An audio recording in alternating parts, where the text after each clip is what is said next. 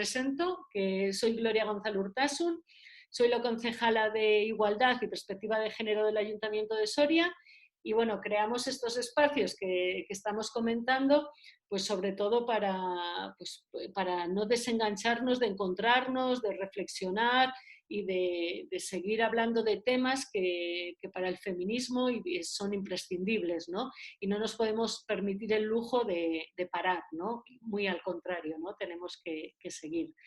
Y bueno, hemos tenido ya unas cuantas y más que tendremos, y hoy tenemos la suerte de contar con Carol, que está con nosotras y con nosotros, y bueno, que me hace ahí especial ilusión presentar porque es compañera activista de la ciudad, ¿no? Y bueno, yo qué sé, la cercanía también es también es de valorar, claro.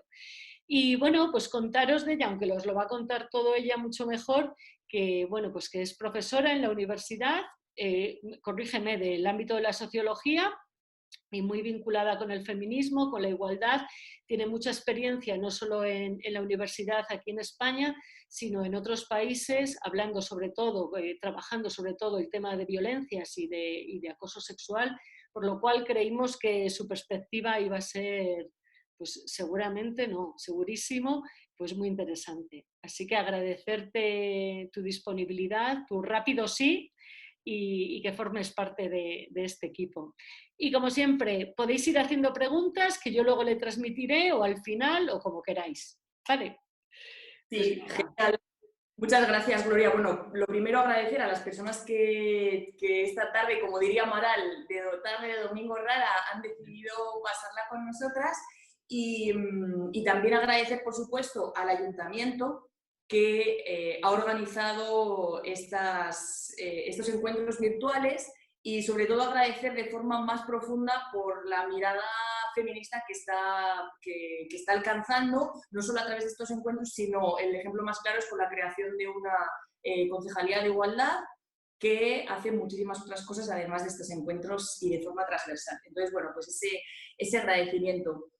Yo soy Carola Modi, soy trabajadora social y socióloga, máster en investigación en ciencias sociales, doctora en educación y especialista en estudios de género y políticas de igualdad.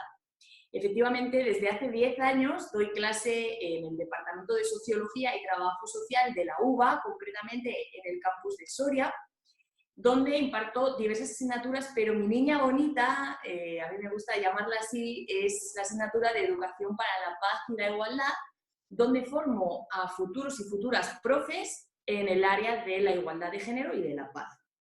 Y además compatibilizo mi labor docente con mis actividades investigadoras. Entonces he investigado, entre otros temas, pero el que nos compete esta tarde, el tema del acoso sexual en Latinoamérica, concretamente en Chile, pero también conozco bastante en profundidad Argentina y Colombia. En Colombia trabajo más el tema de la violencia de género dentro de las familias, y bueno, la violencia intrafamiliar, que es el proyecto en el que hemos trabajado allí, pero también vamos a tocar un poquito lo que pasa en la universidad, ¿vale? Entonces, primero de todo, quería explicar algo que, aunque es muy básico y todas lo sabemos, imaginárnoslo en forma esquemática nos ayuda, o al menos a mí me ayuda. Como hablamos de la universidad, estamos hablando de una institución donde existe una estructura de poder. Yo he hecho un esquemita así bien rústico, bien al estilo clásico, con su POSIT, donde explico cómo interpreto yo cómo se reproduce la estructura de poder dentro del contexto de la universidad, en la que hay dos variables importantes. Una es los roles que se desempeñan dentro, es decir, no es lo mismo ser un director o una directora de departamento que ser un estudiante o una estudiante a ser el rector, ¿no es cierto? Esos roles que se desempeñan dentro de la institución. Y por otro lado, por supuesto, el género. ¿Por qué para mí en este análisis del género es muy, muy, muy importante? Porque aunque vamos a hablar de acoso sexual, que no es lo mismo que violencia de género, porque ya sabemos que en nuestra legislación española la violencia de género en la Ley 1/2004 ya lo establece así, que es aquella que sufren las mujeres por parte de los hombres, el acoso sexual no es así, no es el acoso que sufren las mujeres por parte de los hombres. Pero sin ninguna duda, mi experiencia en la investigación y en el activismo dentro de la universidad me demuestra que no me atrevería a decir el 100% porque yo no conozco todas las universidades del mundo, todos los casos del mundo, pero en mi experiencia el 100% de los casos sí han sido de hombres hacia mujeres. Por eso considero que el género es una variable muy importante que no puede pasar desapercibida dentro de esa estructura de poder, ¿no es cierto? Es decir, el ser hombre o ser mujer no te va a ubicar igual en esta pirámide, ¿sí? Entonces, primero voy a hablar del contexto español y después voy a ir pasando por los diferentes contextos en Latinoamérica. Como vamos a hablar de lo que es el acoso sexual, a mí me gustaría hacer alusión a, os lo voy a poner aquí, tengo que compartir la pantalla, voy a compartirosla, a la legislación que rige en nuestro país. Iniciar transmisión.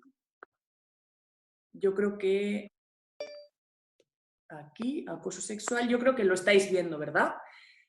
El acoso sexual en nuestra ley orgánica 3/2007, en la que se aborda el tema de la igualdad efectiva entre hombres y mujeres, se define en su artículo 7 el acoso sexual como aquel comportamiento verbal o físico de naturaleza sexual que tenga el propósito o produzca el efecto de atentar contra la dignidad de una persona, en particular cuando se crea un entorno intimidatorio, degradante u ofensivo.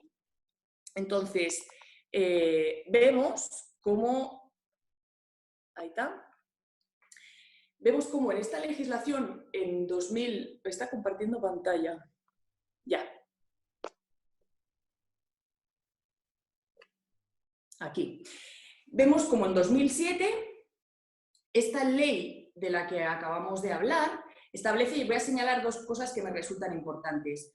Una, que las empresas de más de 250 trabajadores deben establecer unos planes de igualdad y además, como hemos visto, define también lo que es el acoso sexual. ¿Qué pasa? Que las universidades son consideradas dentro de estos organismos que tienen que establecer sus planes de igualdad. En 2007 estamos hablando, ¿sí? Entonces, en España, las universidades, aunque no son empresas, también estuvieron obligadas a elaborar estos planes de igualdad, dentro de los cuales debían existir o debían crearse una serie de protocolos para luchar contra el acoso sexual, ¿sí?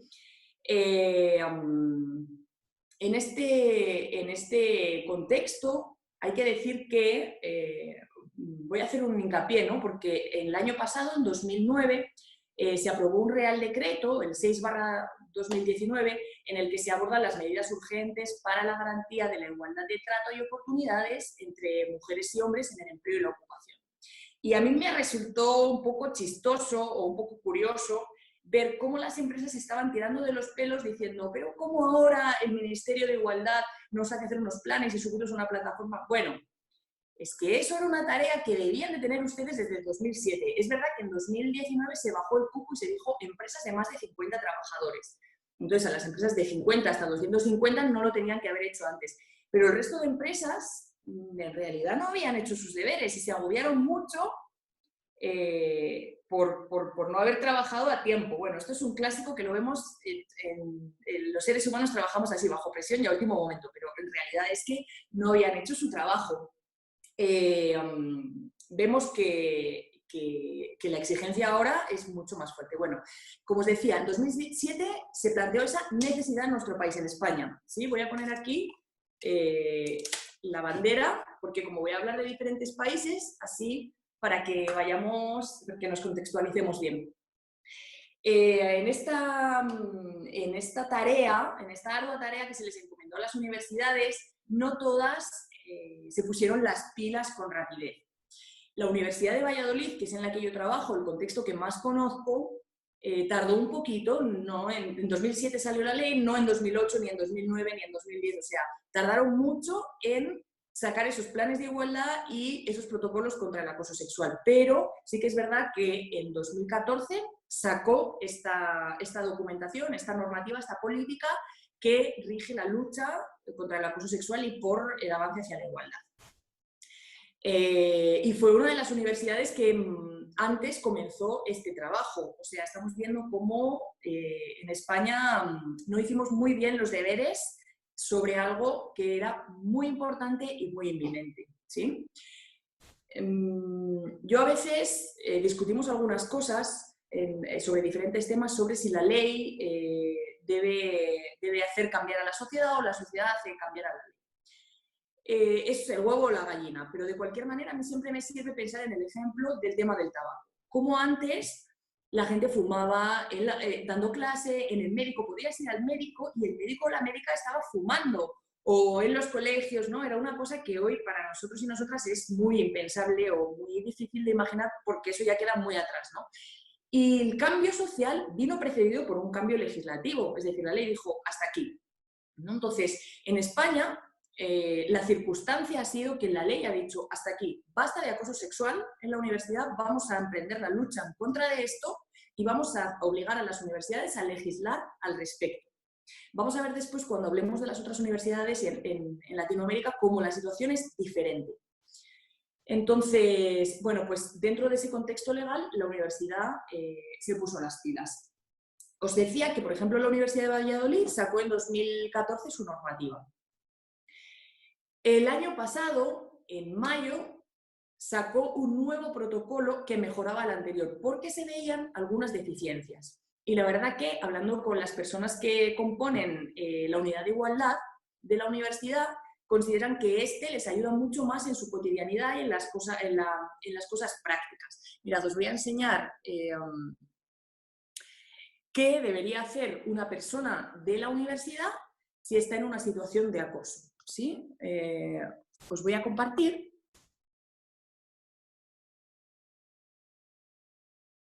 Aquí vemos la normativa publicada en el BOCIL, como estamos hablando específicamente de la Universidad de Valladolid, pues aquí la tenemos en el BOCIL, pero el resto de universidades españolas tienen también sus protocolos de forma obligatoria y públicos, ¿de acuerdo? Entonces, una persona dentro de la universidad, vamos a imaginar una estudiante que estuviera sufriendo un acoso sexual por parte de un profe, ¿qué tendría que hacer? Bueno, pues tendría que, aquí mismo, en el propio boletín, aparece un anexo donde se explicitan una serie de datos. Entonces, la persona tendría que completar este formulario y hacerlo llegar a la unidad de igualdad. La unidad de igualdad sería la encargada de tramitar esa petición y darle cabida a través de los organismos que tiene dentro, que es concretamente un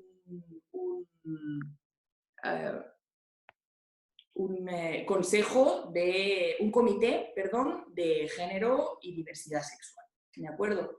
Aquí es importante señalar dos cosas. Que la vía de la denuncia o de la activación del protocolo dentro de la universidad es diferente, pero no excluye la vía de la denuncia penal a través de la policía del sistema judicial que tenemos en nuestro país. ¿De acuerdo? Entonces, son dos vías diferentes y no son excluyentes, son complementarias. ¿De acuerdo? Esto es importante recalcarlo. ¿Qué pasa? Y aquí a mí siempre me gusta ser sincera porque lo he visto con mis propios ojos a través de mi propia experiencia investigadora, de trabajo, de activismo, con todas las situaciones en las que hemos vivido experiencias de acoso sexual. ¿Sí? Entonces, ¿qué pasa? El acoso sexual se comporta de manera parecida o tiene un componente parecido al de la violencia de género. La violencia de género, como sabemos, es difícil demostrar en muchas situaciones, es decir, pasa en el contexto de la casa, pasa en un contexto doméstico, privado, y nuestro sistema judicial tiene un principio básico que es la presunción de inocencia. ¿Qué significa eso? Que todo el mundo es inocente hasta que se demuestre lo contrario. Entonces, en el caso del acoso sexual, ¿qué nos encontrábamos? Muchas chicas, la mayoría, como os he dicho antes, dentro de esa estructura en la que poníamos los roles y el género, como os he dicho, yo siempre he trabajado con chicas, nunca se ha dado un caso al contrario, que no digo que no pueda haber, que lo sabrá, ¿vale? Pero yo, en mi experiencia, como os voy a hablar de mi experiencia, pues no los he conocido. Entonces, todas esas chicas lo que narran son situaciones de acoso sexual dentro de un despacho, por ejemplo. Entonces, es un despacho en el que se cierra la puerta y a la chica, el profesor, le mete la mano por sus partes íntimas. Entonces, la chica no tiene una forma de demostrar eso, es su testimonio contra el testimonio del profesor, ¿de acuerdo? En otras ocasiones sí que había evidencias, como por ejemplo WhatsApp o un correo electrónico, o otras situaciones que ya eran muchísimo más graves, como por ejemplo una violación a una chica, a una estudiante borracha porque el profesor había ido a una fiesta. O sea, esas son situaciones de verdad que se han dado y que son terribles e impermisibles. Y sí, esas situaciones son más fáciles de demostrar la culpabilidad. Pero como decía, cuando se da dentro de un despacho donde se cierra la puerta es muy complejo. Entonces, la vía penal va a seguir su procedimiento y desconocemos si va a ser posible determinar si esa persona es culpable o no. Pero la universidad, por su otra vía, sí que puede establecer una serie de medidas de protección a esa víctima. ¿Por qué? Porque hemos encontrado que al final la chica que ha sufrido el acoso se revictimiza. Se revictimiza porque está en el punto de mira de toda la universidad, porque la van a señalar.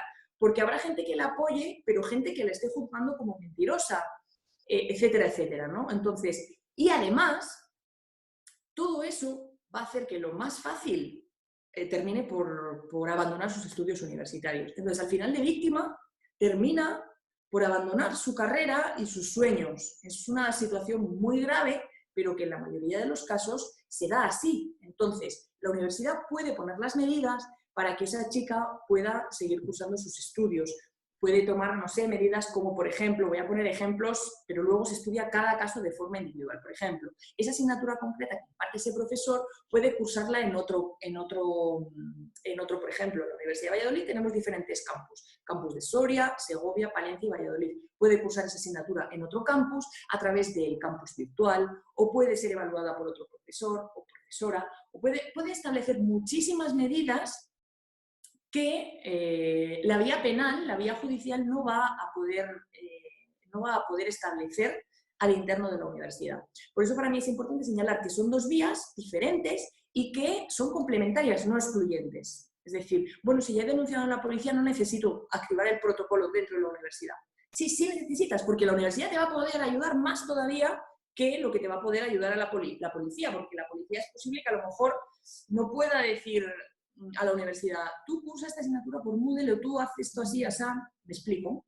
Entonces eso es súper importante que lo conozcamos. Vale, y ahora quiero hablar de pues el caso que más conozco, Chile, después voy a hablar también de Argentina. El caso de los hermanos y hermanas chilenas. Yo estuve en 2015-16 y luego 18 también en Chile, trabajando el tema del acoso sexual en la universidad. En Chile, a diferencia de en España, no existe una normativa que venga desde arriba y que obligue a las universidades a legislar este grave problema. Como decíamos, ¿no? Es como el tema del tabaco. No hay desde arriba alguien que diga, no vas a fumar, y al final la gente termina por no fumar. En el médico, en la médica, en las clases, en los sitios públicos, ¿no? Entonces, existía un grave problema que era el acoso sexual, porque existía, pero no existía una normativa desde arriba que permitiese luchar en contra de este problema. Entonces, ¿qué ha pasado o qué pasó en Chile? En Chile, como sabéis, la cuarta ola del movimiento feminista ha tomado mucha fuerza a partir, yo creo, de 2018, bueno, estudios apuntan 2014 con el tren de la libertad, etcétera, etcétera. Pero si miramos los 8 de marzo, que para mí son un indicativo súper referente o un medidor de la fuerza del movimiento, 2018 fue la bomba, ¿no es cierto? Entonces, esto coincide también en otros países de Latinoamérica, concretamente Chile y Argentina, que son los que tienen un movimiento feminista más potente. También en México hay un movimiento muy potente, pero me quiero centrar en Chile y después en Argentina. Entonces, el movimiento feminista comenzó a empoderar a esas estudiantes que habían sufrido acoso sexual y empezaron de a poquito a decirlo. En 2018 fue cuando explotó, pero unos añitos antes, 2015, 16, 17, empezaban a salir voces de decir, sí, a mí ese profe me acosó, sí, a mí ese director de... Casi siempre hablo de estudiantes que han sufrido el acoso por parte de profes, pero también vivimos muchos casos de secretarias acosadas por los directores de escuela, de departamento, etc., ¿no? Entonces también entre el personal laboral se daban estas situaciones de acoso. Y siempre con la variable de género como forma transversal, es decir, los hombres acosando a las mujeres, como sucede en todas las áreas, en todos los ámbitos de la estructura patriarcal. Entonces, como os contaba, de a poquito, las mujeres fueron destapando casos aislados, no pequeños, perdón, casos aislados de situaciones de acoso que habían vivido. Entonces, de forma paulatina se fueron empoderando entre ellas y gracias también un poco al abrazo del movimiento feminista.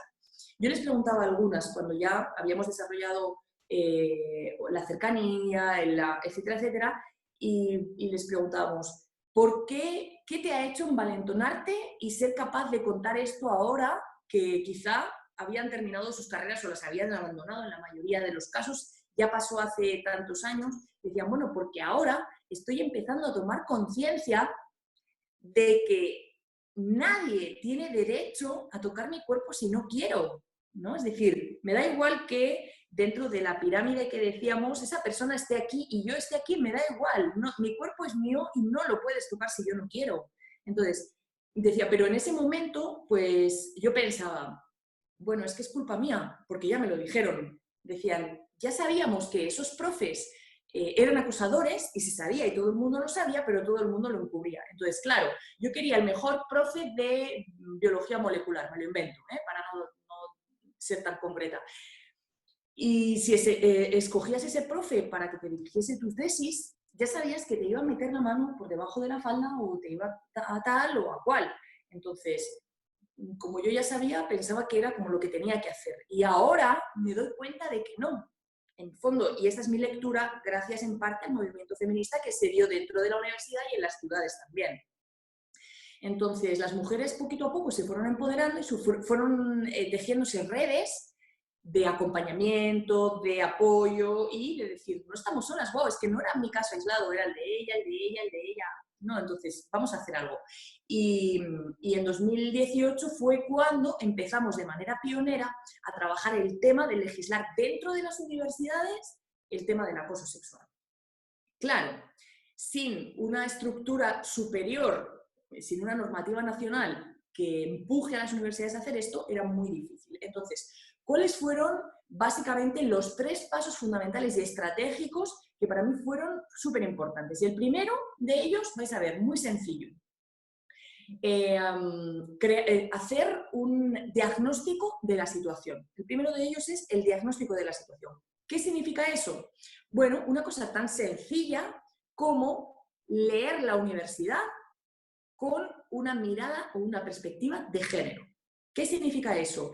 Ver cuántos estudiantes hay, hombres y mujeres, cuál es la tasa de éxito, cuál es la tasa de fracaso, ver cuáles ocupan las posiciones de poder dentro de los estudiantes y las estudiantes, cuáles acceden o quiénes están en posiciones privilegiadas, por ejemplo, en los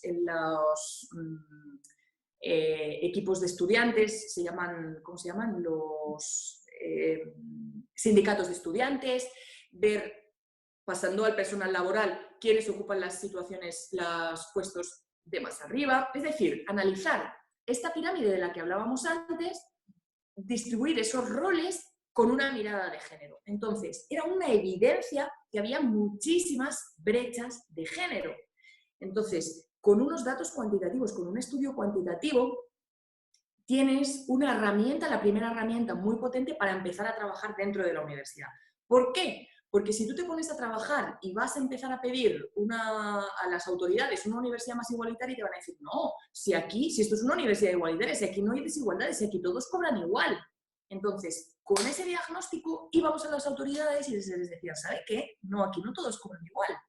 ¿Sabe qué? Que no todas las chicas las estudiantes no tienen las mismas oportunidades que los estudiantes, porque las cifras lo demuestran, porque sí que entran más chicas pero se titulan menos. Pero entonces, toda esa lectura que desde la perspectiva de género que se hacía desde el diagnóstico de la situación fue la herramienta más potente para comenzar el trabajo por una universidad más igualitaria y obviamente sin acoso sexual. Entonces, con eso el primer paso que es establecer un protocolo o establecer un diagnóstico que nos permite una mirada de la universidad con perspectiva de género, se avanza a la siguiente fase, porque es una obviedad que va a haber brechas. Entonces, la siguiente fase es convencer a las autoridades de que hay que crear un comité especialista en género y que pueda empezar a trabajar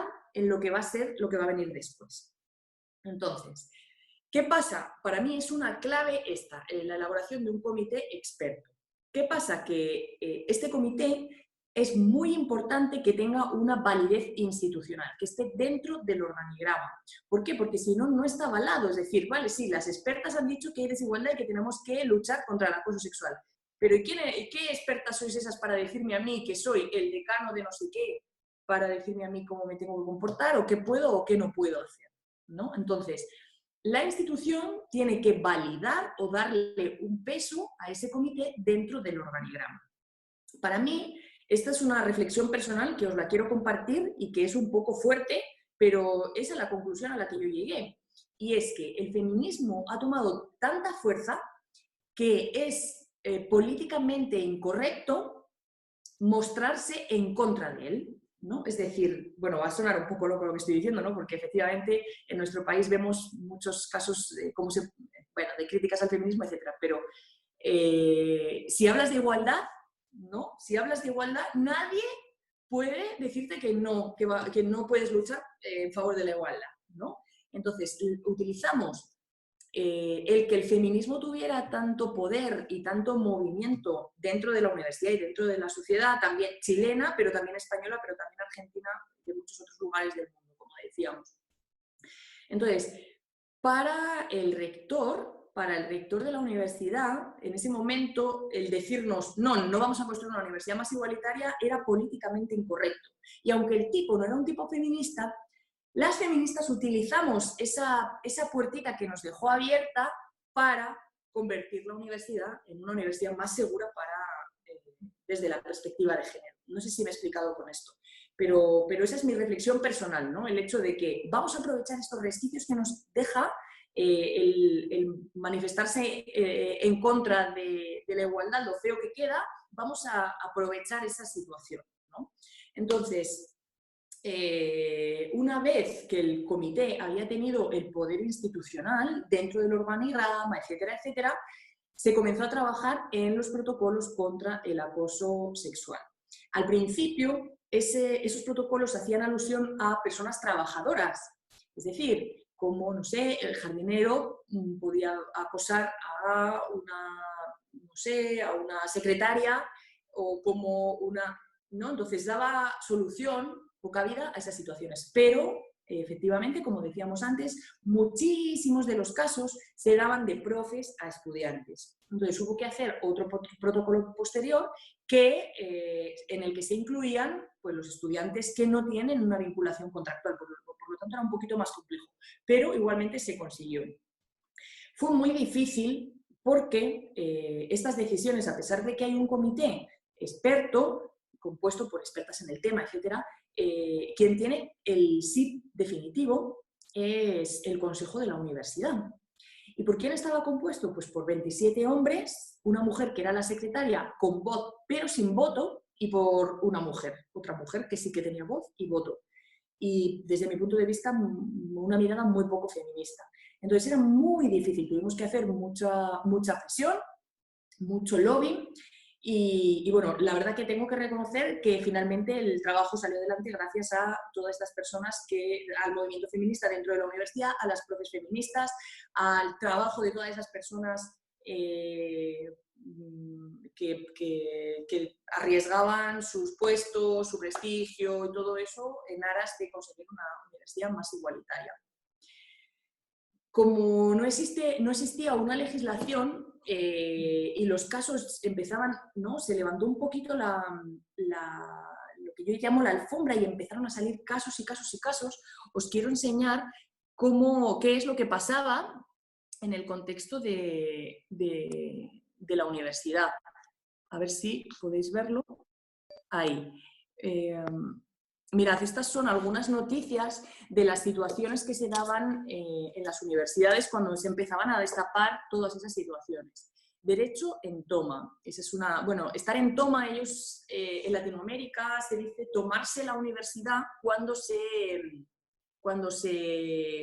digamos como que cuando agarran una huelga, pero una huelga al estilo bien salvaje, que invaden la universidad, no dejan a las personas entrar así bien, ¿no? Entonces ellos son, para mí, tienen un movimiento social muy potente y bueno, y el movimiento feminista, por supuesto. Ahí veis un ejemplo de una universidad, bueno, concretamente esta es la Universidad de Chile, pero vemos ahí, esos son fotos de todas esas manifestaciones contra el acoso sexual y contra los scratches que les hacían a los profes que ya se habían demostrado que eran acosadores. Vemos ahí también, esta es una profe en una de las universidades en las que yo estuve, la Universidad Austral, que se enfrentó en el aniversario de la universidad a uno de los profes que había sido un acosador. Pero vemos, o sea, el potencial del movimiento feminista, ¿no? A mí me fascinaba, ¿no? Lo que pasa es que también es verdad que sale un poco de lo que sería como la normativa o lo que estaría bien por parte de un profe o de una profe, ¿no es cierto? El hacer toda esa, o sea, enfrentarse, poner su cuerpo, o sea, poner el cuerpo por delante para eso.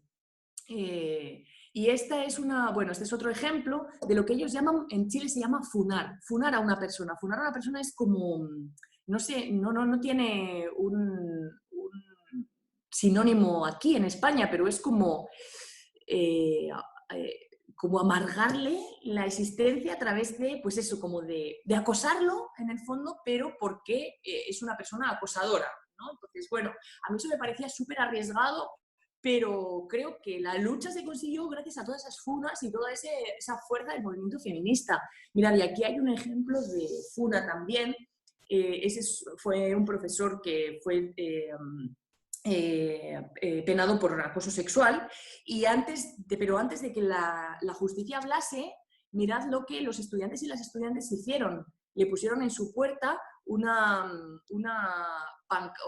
posits donde se le llamaba acosador y donde se le ponían un montón de cosas. Entonces, cualquier persona que quizá no se hubiera enterado, se enteraba obligatoriamente a través de esas funas, que es como lo llaman ellos y ellas, ¿no? Entonces, bueno, ahora, por ejemplo, en Chile se vive una universidad más libre de acoso sexual, no quiere decir que sea libre. Creo que eso no existe, no vivimos en una sociedad en la que el patriarcado se haya destruido. Pero sí que se han avanzado en la mayoría de universidades del país en este área. Quiero poner también Argentina, porque en Argentina también, y lo correlaciono con el tema de la potencia del movimiento feminista, también pasa un poco lo mismo. No hay una ley que exija a las universidades legislar al respecto del acoso sexual, pero sí el movimiento feminista al interno de las universidades ha sido muy potente y ha conseguido establecer en la mayoría de universidades del país protocolos contra el acoso sexual. Y hay referentes que se encargan referentes de los protocolos, que se encargan de llevarlos a cabo, de velar por una universidad más igualitaria. Y, por supuesto, no quiero olvidarme de Colombia, que tanto la quiero y que también está trabajando en este tema, pero la situación de Colombia es un poquito diferente. Digamos que tienen una situación más desfavorable. El movimiento feminista, y lo vuelvo a correlacionar, esta es una conclusión mía personal, pero no hay evidencia científica, pero sí que en mi experiencia observo esa correlación entre potencia del movimiento feminista en el país y avances dentro de la universidad con la lucha contra el acoso sexual, concretamente, que es lo que estamos hablando. Entonces, en Colombia, el movimiento feminista no es tan potente.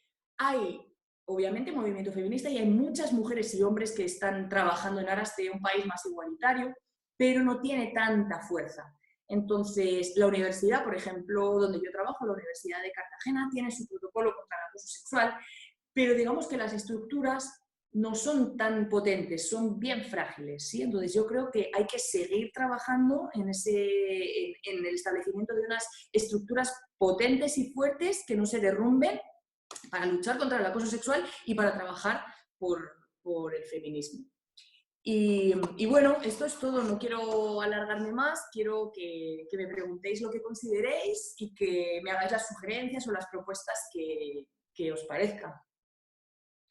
Uf, pues ha sido estupendo, Carol. Ha sido un placer escucharte y que nos transmitieras todo tan claro y desde un conocimiento tan profundo de haber formado parte. Por aquí dicen que enhorabuena y desde luego enhorabuena por hoy y sobre todo por todo lo que has hecho.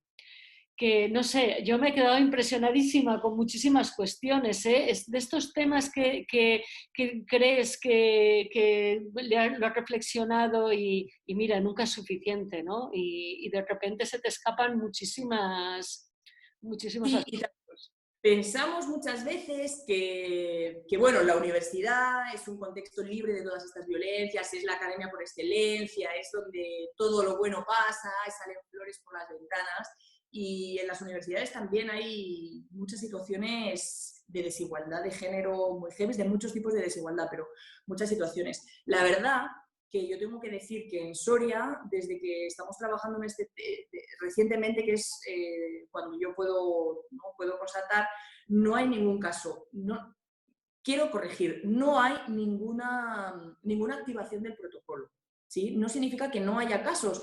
También el contexto de que sea un campus muy pequeño nos hace plantearnos la idea de que quizá como todos y todas nos conocemos, pueda haber más miedo todavía del que pudiera haber en un campus donde, o en una universidad mucho más grande donde el anonimato es una potencialidad.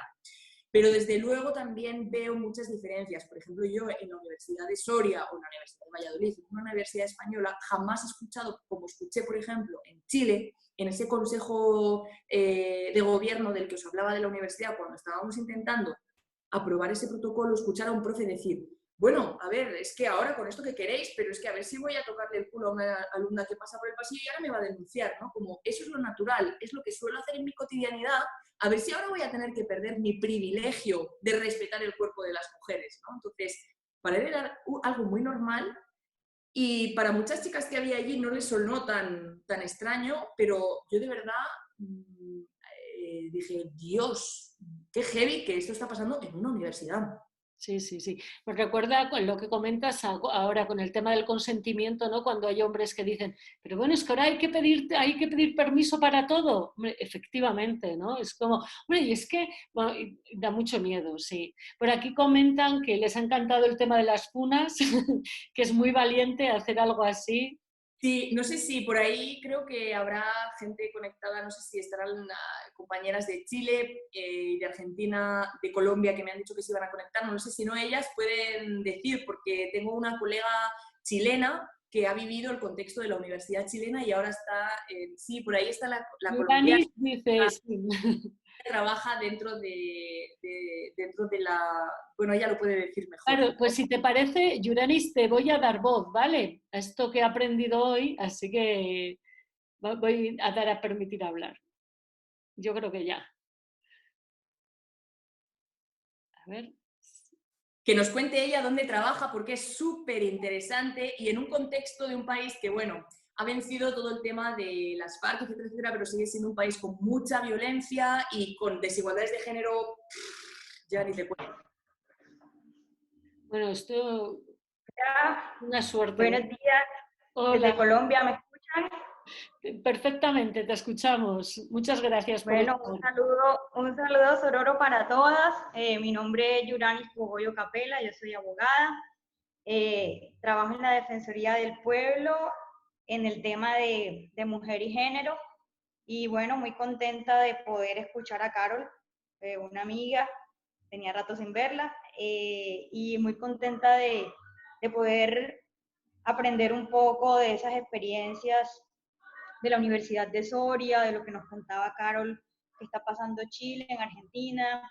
En Colombia tenemos, yo creo que hay muchos avances a nivel normativo y a nivel jurisprudencial tenemos muchas sentencias judiciales donde la Corte Constitucional, que es nuestro tribunal de cierre, es decir, nuestra instancia máxima judicial, donde ha sancionado universidades y ha solicitado que las universidades tengan protocolos para prevenir y actuar de manera diligente ante todas las violencias de género que se producen al interior de las universidades. Y creo que eso es algo muy importante porque es no partir de cero, sino tener herramientas judiciales para poder exigir que las universidades se pongan a tono con esto. Desde el 2014, de hecho, en un caso de Cartagena, de donde soy, de la ciudad de Cartagena, una universidad privada, fue precisamente sancionada por una situación entre un estudiante y una docente y que al final resultó con el despido justificado de la docente y bueno, al final nuestra Corte Constitucional solicitó que se reintegrara a esta docente y bueno, y así hay muchos casos emblemáticos que nos ayudan a todas las defensoras de los derechos de las mujeres, a las organizaciones de mujeres de Colombia y de la ciudad de Cartagena, a que podamos exigirle a las universidades que cumplan con estos protocolos. Lo que les podría contar es que a nivel de la ciudad estamos en Cartagena, están las universidades adecuando esos protocolos, pero como lo dice Carol, que conoce un poco de la experiencia de la Universidad de Cartagena, terminan siendo documentos que las mujeres no conocen, que los hombres de la institución no conocen, que los docentes no conocen, y que se hacen solo como para cumplir con ese requisito. Y bueno, nos queda entonces el reto de poder hacer un seguimiento estricto a que efectivamente se puedan tratar como se deben tratar todas esas situaciones de violencia que se viven al interior de las universidades. Entonces, muchas gracias a Carol y muchas gracias a ustedes por abrir este espacio. No, muchísimas gracias a ti por regalarnos aquí tu presencia virtual y enhorabuena por todo lo que estáis haciendo. Sin duda, yo comparto plenamente lo de los documentos que al final se quedan en documentos, ¿no? Y eso da tanto miedo que nos utilicen, ¿no? para quedar bien, además, que creo que tienen que ser perseguidos, ¿no? El seguimiento ese del que hablas tiene que ser constante, muy medido, y por eso los propios documentos tenemos que ser capaces no solo de objetivizar, de poner objetivos, sino también indicadores de seguimiento de obligado cumplimiento. Sí, lo que nos encontramos, por ejemplo, en Chile fue que efectivamente había una política institucional en contra del acoso sexual por la igualdad ya, pero una política sin una bajada, sin una normativa clara, sin recursos, sin medios, sin personas que lo ejecuten, se queda en papel. De ahí por eso que la gente necesitaba, y dentro de ese contexto del movimiento fuerte, social, estudiantil, feminista, etcétera, etcétera, pues se desarrollaban lo que llamábamos, ¿no?, esas funas que dicen, bueno, tenemos un papel donde lo dice, pero aquí vemos que los profes siguen acosando, vemos que la universidad no es gratuita para la gente que la necesita, vemos que tenemos, no sé, hay estudiantes que hay madres que tienen que dejar los estudios porque tienen que cuidar a los hijos, eso no puede ser, vamos a hacer revolución, ¿no? Y la revolución la hacen a su manera, ¿no? Entonces, con las funas, que a mí me parecían un poco peligrosas porque rozan la legalidad, efectivamente, ¿no? Pero, bueno, es la forma en la que han tenido de luchar activamente y de que se les haga ver, porque si no, de otra forma, a lo mejor no habría podido ser posible, ¿no? Entonces, pues como veíamos, el coche ha hecho no sé qué, los post-it puestos en no sé cuánto, tambores que se juntaban, por ejemplo, entraba el profesor que todo el mundo, si todo el mundo saben, ¿no?, quién es la persona, o sea, ese profe que en el consejo dice, hombre, a ver si no le voy a poder ahora tocar el culo a la chica, o sea, ya me dice mucho, no me hace falta ver que ha acosado a una chica para imaginarme cómo se comporta. Entonces, si después hay otras 10 chicas que dicen, es que no me hace falta más. Entonces, a lo mejor entraban en la universidad y los funaban con tambores y con pitos y les hacían pasar verdadera vergüenza, ¿no? Entonces, a mí me daba mucho miedo eso, pero desde luego fue la forma que tuvieron de que no se quedase en papel, sino que bajase la política a establecer medidas concretas, con recursos, con personas, recursos humanos, materiales, etcétera, etcétera. Sí, sí, sí. Súper interesante, la verdad. Y luego la perspectiva de los diferentes momentos de los países también, ¿no? Es súper Sí, interesante. Y esa mirada no colonialista que también a veces no es eso peligrosa. es.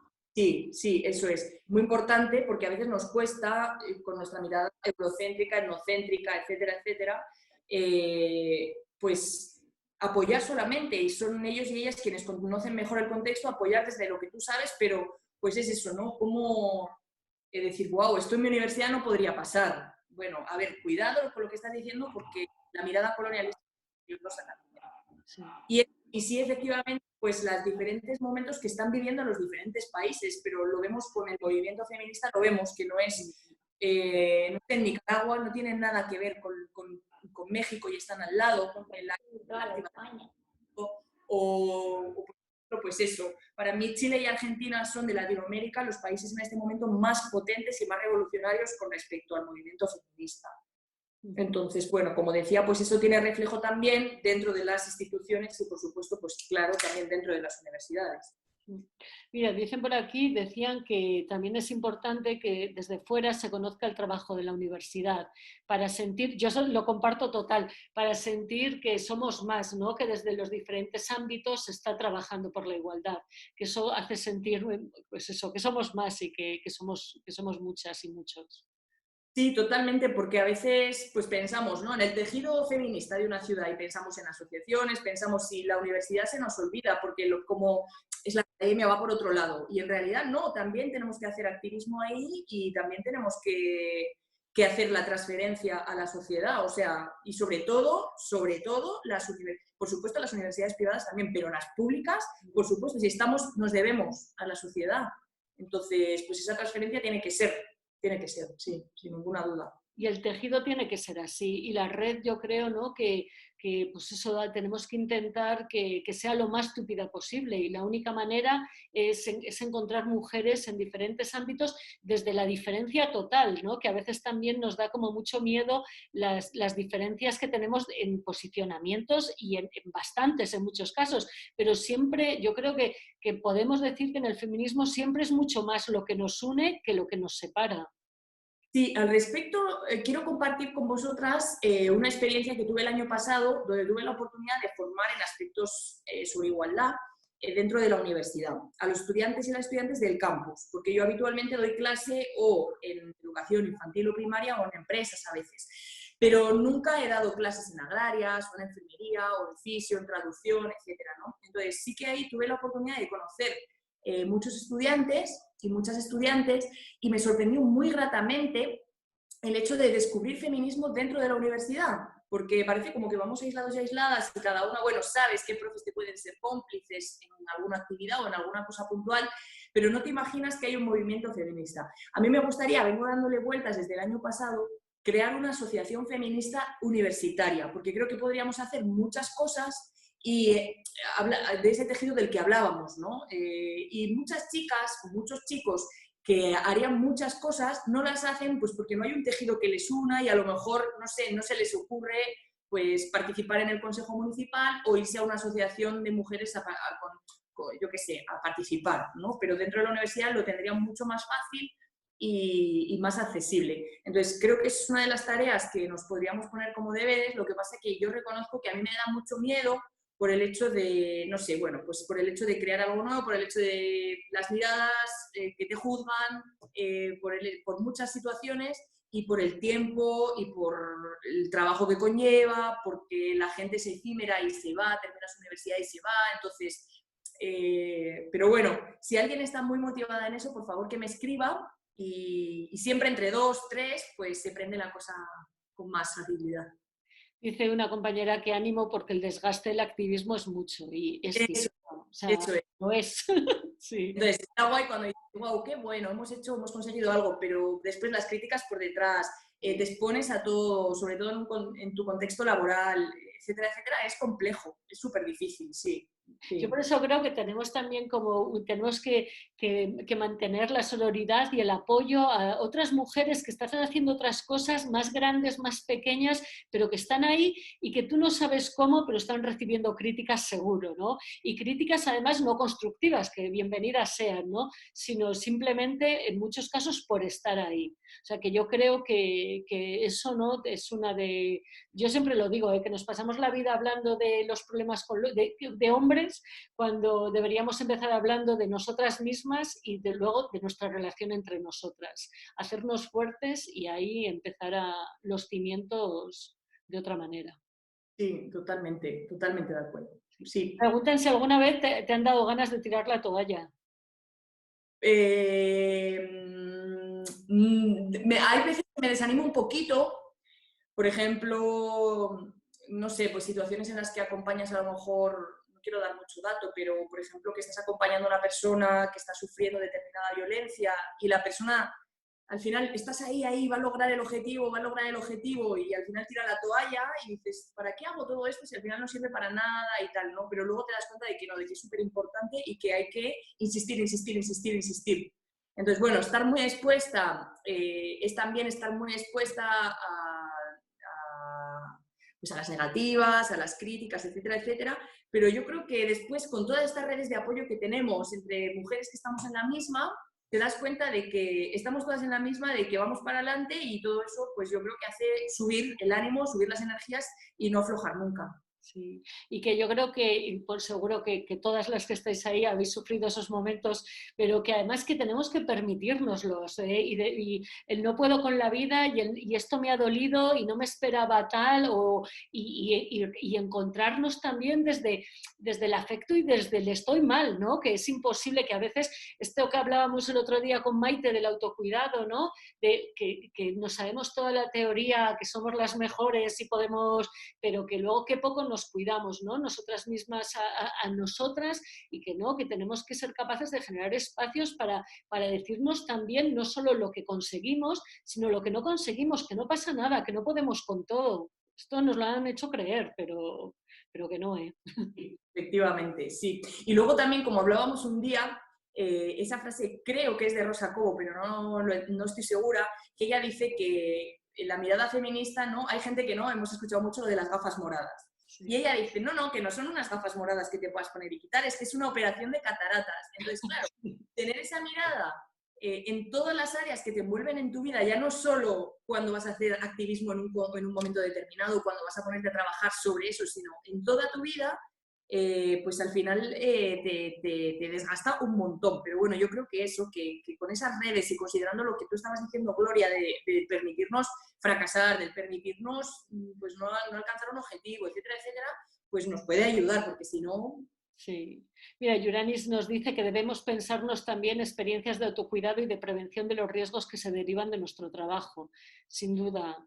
Y tenemos que hacer esos encuentros y para eso, para estar, ¿no? Y para compartir, no solamente, y además muy centrado, muy también como en este sistema que estamos, ¿no? De que todo tiene que ser productivo y sentimos que si eso nos pasa en el Consejo Municipal, por ejemplo, que sentimos que tenemos que salir con 3 ideas, con 4 organizaciones, pues no, igual sí podemos, pero también tenemos que ser capaces de disfrutar de estar, ¿no? y de compartir. Y lo que vayamos a producir ya llegará el momento. Sí, estamos ahí. Muchas veces yo siempre digo que la revolución, el feminismo es revolucionario, pues ya está, vamos a hacer la revolución de verdad, ¿no? Y lo que no nos guste, lo que nos haga daño, vamos a alejarlo. Totalmente. Lidia compra también la necesidad de espacios de cuidado, ¿no? Que si alguien sabe de cuidado somos nosotras, vamos a hacer los nuestros. Es que es una necesidad. Cuando una persona se expone a algo que le desgasta, lo estamos viendo ahora con las personas que están cuidando en el tema del coronavirus, ¿no? Cómo necesitan espacios donde los cuiden a ellos y a ellas. Es decir, que están a tope psicólogos y psicólogas atendiéndolos porque necesitan, ¿no? Es una circunstancia muy explosiva, ¿no? Y muy potente, todo condensado, ¿no? Pero al fin y al cabo, en nuestras circunstancias es un poco parecido, ¿no? Cuando se trabajan temas que desgastan mucho, pues esa necesidad de, como dice Lidia, de tener espacios de apoyo, de descanso, de reposo, de que te cuiden, pues es fundamental. De compartir, lo que a otras les pasa lo mismo, etcétera, etcétera. Sí. Mira, yo creo que esta es una pregunta ideal para ir terminando. Es que pues, se me pasa el tiempo que no tengo que... Bueno, pero te echamos la última, Carol, ¿eh? Vale. ¿Qué objetivo te plantearías ahora? Bueno, como objetivo, no sé, es una respuesta un poco amplia, pero bueno, como objetivo profesional dentro de la investigación, estamos trabajando el tema dentro del campus, el tema de las violencias dentro de las relaciones de pareja. Estamos trabajando en ese contexto. Entonces, creo que es algo importante que tenemos que visibilizar y ya por ahí tenemos algunos resultados que creo que son sorprendentes. No quiero decir mucho porque como todavía no hemos analizado en profundidad, pero sí que nos están sorprendiendo. Y después, uno de los objetivos, ese es como un objetivo corto-medio plazo, como uno a medio plazo y más difuso, es el que os decía de la creación de una asociación feminista dentro del campus de Soria, donde pudiéramos pues, hacer cosas, darle salida a toda esa inquietud feminista que existe dentro del campus. Y el reto a largo plazo para mí es seguir formando a personas con una mirada de género. Me encuentro muchas veces, por ahí está Lidia, que comparte asignatura a veces conmigo, la mayoría muchas veces, y también ella da, la niña bonita, como yo le digo, Educación para la Paz y la Igualdad. Yo me encuentro después gente con el paso del tiempo que me dice, Carol, a lo mejor me los encuentro en el Mercadona, me los encuentro en Narradores, en cualquier parte de la ciudad. Carol, ¿sabes qué? Que estoy trabajando en un cole y lo primero que hice nada más aprobar la oposición y entrar en la clase, mirar los libros que había. Todos los libros machistas, flash, los quité, puse cosas así que dices, estamos transformando la sociedad. Entonces, bueno, cada uno desde su pequeño granito de arena, quien está en la política desde la política, quien está en la educación desde la educación, quien está en su casa desde su casa, desde todos los espacios que podemos ocupar, aportar nuestro granito de arena para cambiar la sociedad. Entonces yo me siento muy privilegiada porque creo que estoy ubicada en un punto en el que se puede hacer una labor multiplicadora, porque yo estoy formando a profes, y esos profes y esas profes van a educar a niños y niñas, que son los niños y niñas del mañana. Entonces, de verdad me quiero creer que estamos intentando construir una sociedad estamos construyendo una sociedad más igualitaria. Entonces, es el objetivo a largo plazo. Sí, sí, yo no tengo duda, ¿eh? O sea, de que sois imprescindibles en la universidad y que estáis cambiando el mundo, ¿no? Y cada una desde nuestro ámbito y desde la familia, desde las relaciones con los otros y con las otras. Y ahí tenemos también que aprender a valorar, ¿no? Lo que estamos haciendo y lo que se está consiguiendo.